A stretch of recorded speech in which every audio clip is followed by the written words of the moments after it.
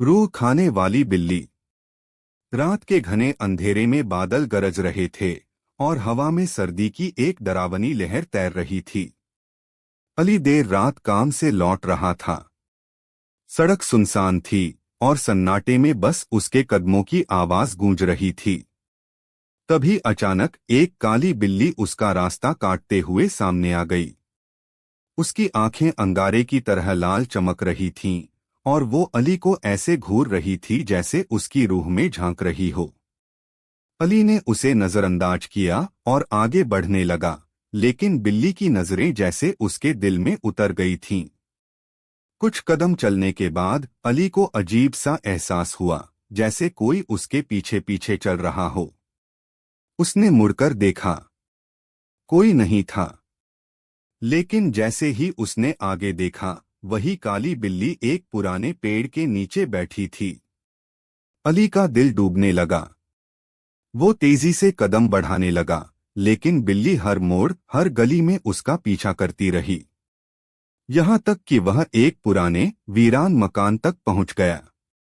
मकान की दीवारें जर्जर थीं, दरवाजा जंग खाया हुआ था। अचानक दरवाजा खुद ब खुद चरमराता हुआ खुल गया।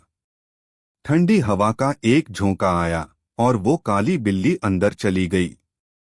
अली के कदम जैसे खुद ब खुद उस मकान की तरफ बढ़ने लगे, जैसे कोई अनदेखी ताकत उसे अंदर खींच रही हो। जैसे ही वह अंदर गया, दरवाजा उसके पीछे जोर से बंद हो गया। अंदर घना अंधेरा था, बस बिल्ली की लाल आंखें अंधेरे में चमक रही थीं। अचानक बिल्ली ने एक भयानक रूप ले लिया। उसका शरीर धुएं में बदलने लगा और उसके साए से निकलकर एक डरावना साया अली की तरफ बढ़ा।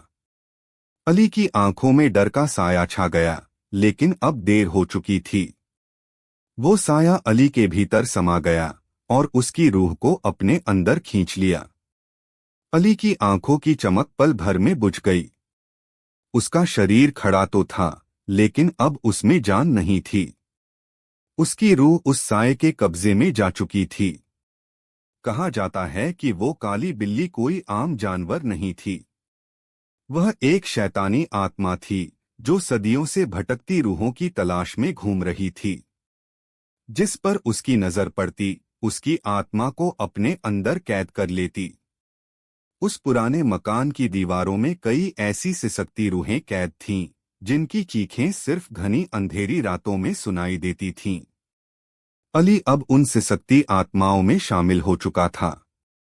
कहते हैं कि जब भी तूफानी रातों में बादल गरजते हैं, उस वीरान मकान से एक धीमी सरगोशी सुनाई देती है।